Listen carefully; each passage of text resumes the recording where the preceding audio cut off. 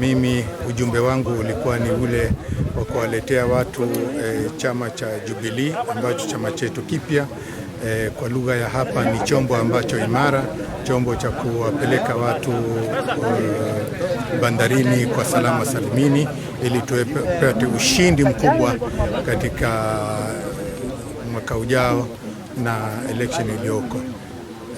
Tumesensitize, popularize chama na popularize the party leader Uhuru Kenyatta na deputy party leader, wale ambao viongozi wetu wa ngazi za juu, wao ndio katika matumaini yetu.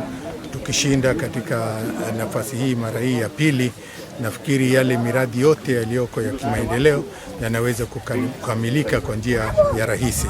Na pia Jubilee iko na manifesto hivi sasa, itatolewa karibuni.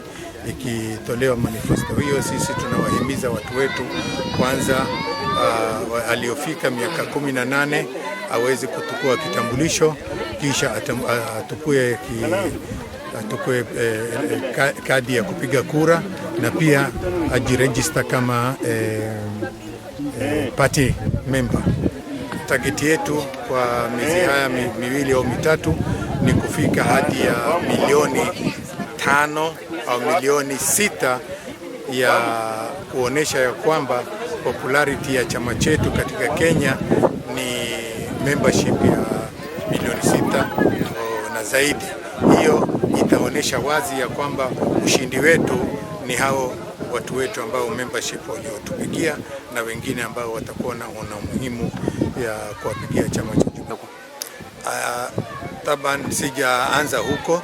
Wiki iliyopita mimi nimeenda Mpeketoni, nikakaa huko siku 2, nimelala siku moja. Siku ya pili tukafanya mkutano mkubwa wa viongozi, na viongozi wote kwa kauli moja wamesema ya kwamba wao watapigania ili Jubilee iweze kuchukua hatama ya uongozi katika nafasi ya mwaka ujao ya election. Kisha nimekuja Lamu na naendelea, lilikuwa ni Lamu West, leo ni Lamu East, na nitarudi kwenda ambao kuangalia vijiji vingine mpaka Kiunga. Hii lazima tunataka kusensitize watu wote wa kaunti ya Lamu, si mambo ya constituency. Hiyo ni jambo ambalo kwangu mimi hivi sasa si muhimu zaidi. Kwangu mimi hivi sasa ni madaraka makubwa niliyopewa na kiongozi wetu Uhuru Kenyatta, tuweze kushinda na Jubilee na kushinda uraisi na deputy waweko kwenye waongoze taifa hili.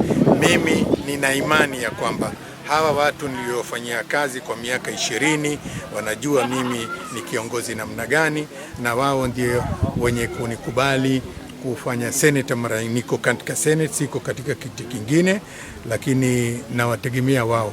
Hata kampeni yangu mimi mwenyewe itafanywa na wale kampeni zangu.